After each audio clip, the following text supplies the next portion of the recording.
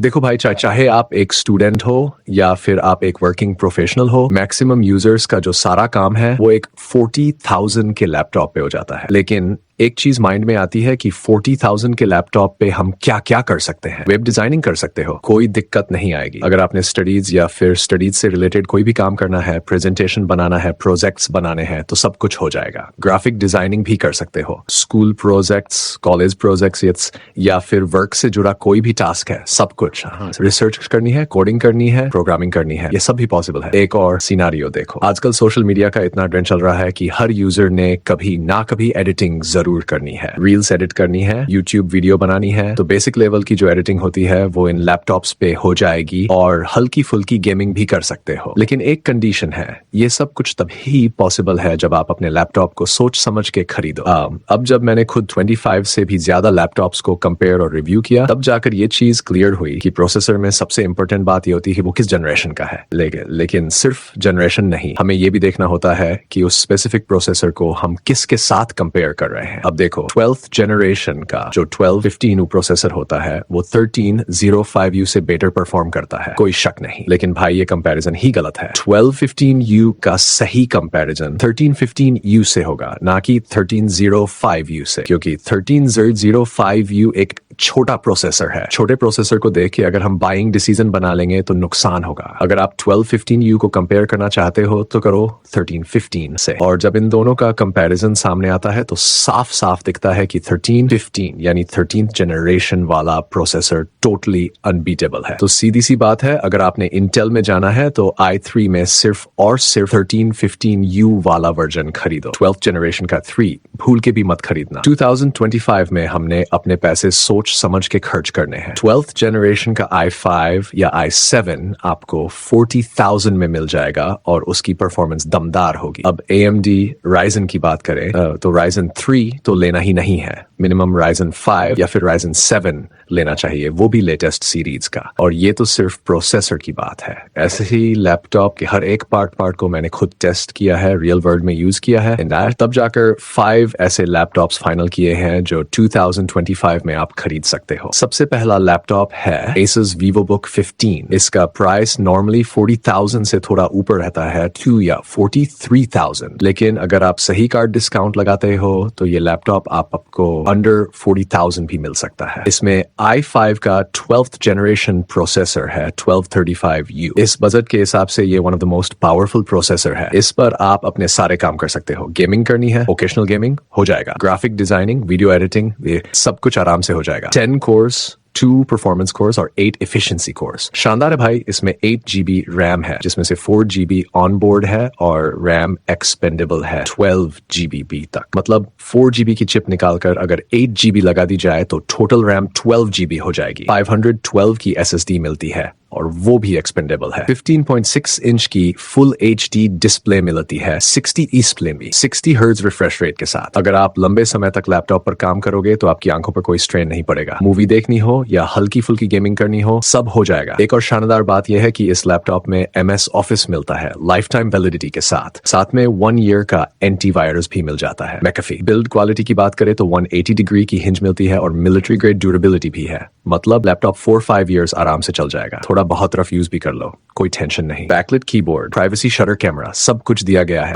अब इसी लैपटॉप का एक छोटा वर्जन चाहिए 14 इंच की डिस्प्ले में, तो Lenovo V14 आपके लिए है। इसका प्राइस थोड़ा कम रहता है, 36 से लेकर 38,000 तक, बस कुछ माइनर फर्क है। Lenovo में पहले से 16GB रैम मिलती है और वो भी एक्सपेंडेबल है। 14 इंच की डिस्प्ले है, थोड़ी कॉम्पैक्ट, लेकिन एंटीवायरस इसमें नहीं मिलता। प्रोसेसर वही है जो Asus में है, डिस्प्ले भी बढ़िया है, बस साइज छोटा है। तो अगर आपको पोर्टेबिलिटी चाहिए तो ये एक बढ़िया ऑप्शन हो सकता है। चलो शुरू करते हैं Acer Aspire Lite से।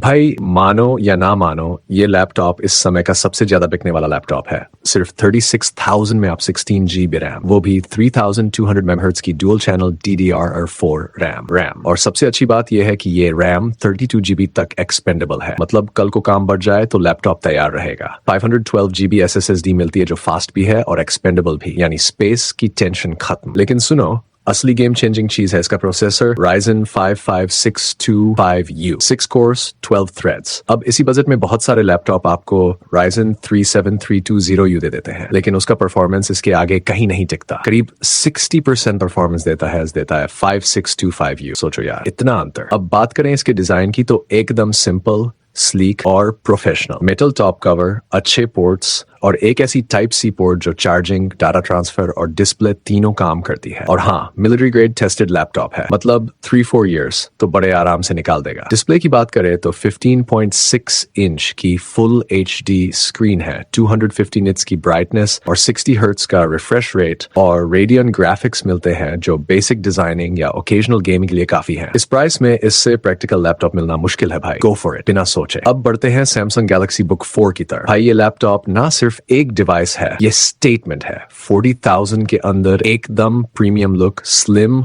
और सॉलिड बिल्ड के साथ आता है। पूरी बॉडी एल्यूमिनियम की मिलती है, ऐसा लगता ही नहीं कि ये बजट लैपटॉप है। 13th जेन Intel core i3 1315U processor है। हाँ, i3 है लेकिन 6 कोर्स और 8 थ्रेड्स के साथ आता है, मतलब अच्छा खासा मल्टीटास्किंग हो जाएगा। रैम 8 GB मिलती है, थोड़ी लिमिटेड है क्योंकि एक्सपेंडेबल नहीं है, लेकिन प्रोफेशनल यूज के लिए ये काफी होगी। अब जो चीज मुझे सबसे ज्यादा पसंद आई वो है SSD Gen 4 वाली। भाई इसकी रीड राइट स्पीड इतनी फास्ट है कि बड़ी बड़ी फाइल्स चुटकियों में खुलती है। 512 GB SSD है, एक्सपेंडेबल भी है, फ्यूचर प्रूफ। डिस्प्ले की बात करें तो 15.6 इंच की फुल HD स्क्रीन, 300 निट्स की ब्राइटनेस, 45% NTSC और हम सब जानते हैं कि सैमसंग की डिस्प्ले का कोई मुकाबला नहीं है। नेटफ्लिक्स, यूट्यूब या कोई भी वीडियो देखो, कलर्स इतने जिंदा लगते हैं कि मजा आ जाता है। और भाई मैंने इस पर GTA V तक चलाकर देखा है, हाँ नॉर्मल सेटिंग्स पे, लेकिन आराम से चल गया। साथ में MS ऑफिस भी लाइफ टाइम के लिए प्री इंस्टॉल आता है, तो पढ़ाई, ऑफिस, कंटेंट सब कुछ एक ही डिवाइस से संभाल सकते हो। अगर यही आपको HP के ब्रांड में चाहिए तो HP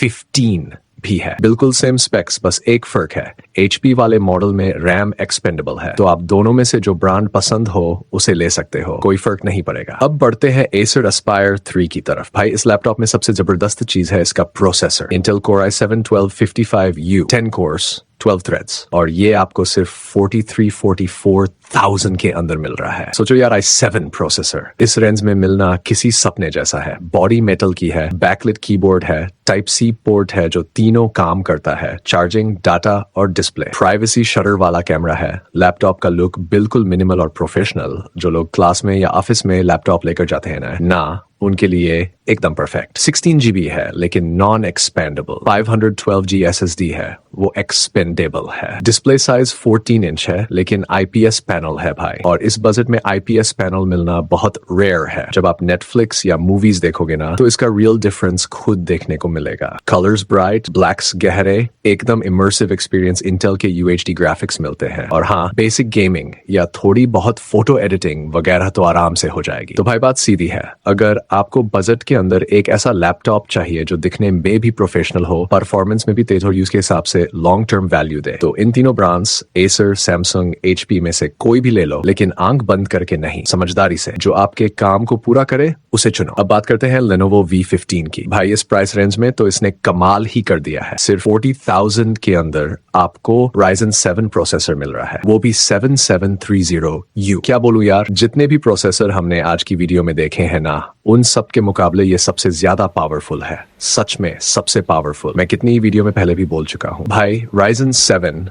7000 सीरीज का प्रोसेसर अगर किसी लैपटॉप में मिल जाए 3000 42,000 में, तो वो तो सपना ही लगता है। लेकिन ये सपना लेनोवो ने सच्चाई में बदल दिया है। समझ ही नहीं आता कैसे मिल रहा है इतना तगड़ा प्रोसेसर इतने कम में। आज तक इसका लॉजिक समझ नहीं आया मुझे। और ये भी कोई छोटा मोटा मॉडल नहीं है, लेनोवो ने इसे 180 डिग्री हिंज के साथ डिजाइन किया है। प्राइवेसी शटर कैमरा है, बॉडी पॉलीकार्बोनेट की है, मजबूत और टिकाऊ। हाँ एक कमी है, बैकलिट कीबोर्ड नहीं मिलता, लेकिन यार इतने सारे धमाके के बाद ये छोटा सा कॉम्प्रोमाइज तो चलता है ना। अब सुनो इसकी सबसे बड़ी बात, इसमें मिलती है fully featured USB Type C port, यानी चार्जिंग, डाटा ट्रांसफर और डिस्प्ले तीनों काम एक ही पोर्ट से हो जाएंगे। और रैम की बात करें तो 16 GB रैम मिलती है जो एक्सपेंडेबल है और सीधा 40 GB तक एक्सपेंड कर सकते हो। मतलब फ्यूचर प्रूफिंग का बाप है ये लैपटॉप। 512 GB की SSD मिलती है और वो भी एक्सपेंडेबल। अब बताओ इसमें क्या नहीं है? प्रोसेसर तगड़ा, रैम दमदार, SSD फास्ट, सब कुछ है। बस यार एक जगह थोड़ा सा मन टूटता है और वो है डिस्प्ले। इसमें TN पैनल वाली 15.6 इंच फुल HD स्क्रीन मिलती है एंटी ग्लेयर के साथ।